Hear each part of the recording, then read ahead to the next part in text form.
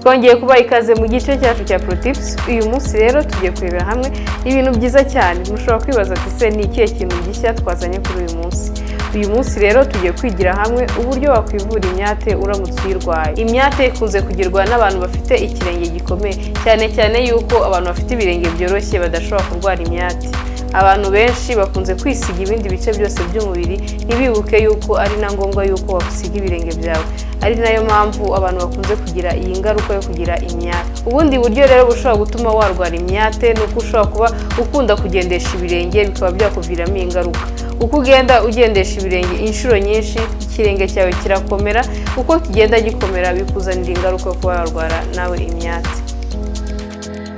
Akaba ari nayo mpamvu uyu munsi tugiye kurebera hamwe uburyo butatu ushobora gukoresha kugira ngo ubashe gukira imyate.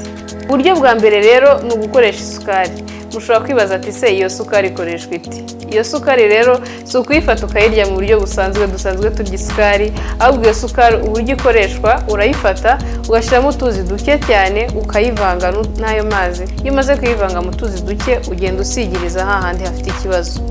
Nibura ukabirekeraho mu gihe cy'iminota 10. Iyo umaze kubirekeraho rero ufata amazi yawe akonje ukoga ibirenge byawe, nibura ukajya ubikora nibura inshuro 2 mu cyumweru. Uburyo bwa kabiri rero ukoresha vaseline ndetse n'indimu.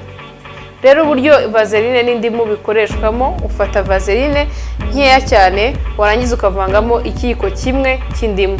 Warangiza ukabifata ukabivanga ukagenda usigiriza hahandi hafite ikibazo. Nibura ukabikora inshuro 3 mu cyumweru. Uburyo bwa gatatu ari nabwo bwa nyuma umuntu ashobora gukoresha kugira ngo abashe gukira imyate, ukoresha amazi y'igikakarubamba. Ayo mazi y'igikakarubamba rero uburyo akoreshwamo, urabanza ugasukura ibirenge byawe neza, ukabihanaguza agatambaro gasa neza, nyuma yaho noneho ukabona gusigirizaho ya mazi y'igikakarubamba nibura inshuro 2 mu munsi. Ubu rero bwari uburyo butatu ushobora gukoresha uramutse urwaye imyate igakira. Wowe udukurikiye muri aka kanya ufite iki kibazo, ushobora kugerageza ubu buryo butatu, maze rero muzatwohereze ubutumwa bugufi nimuramuka mwarafashijwe n'ibyo twabigishije kuri uyu munsi. Yari Joyce Munyana, naho ubutaha. Reka dushimire mugenzi wacu Joyce Munyana. Nizere yuko ibintu akomeza kutwigisha bikomeza kuborohereza ubuzima bwanyu bwa buri munsi. Ku bantu rero bifuza kumenyekanisha ibikorwa byabo, byaba ari ibijyanye na fashion, imyenda, makeup ndetse n'ibindi bitandukanye, ushobora kutwandikira kuri email yacu ariyo info@tsapafashion.com, cyangwa se ukatwandikira cyangwa ukanaduhamagara kuri nimero yacu iri kuri screen yawe. Ushobora kandi no kudukurikira ku mbuga nkoranyambaga zacu arizo Facebook, Instagram ndetse na Twitter.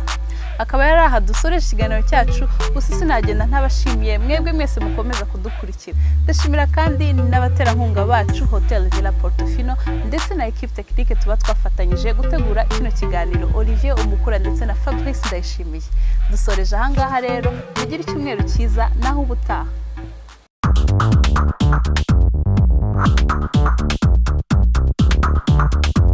Mbokuri je kwambara neza nibisanzwe kuri Radio Star.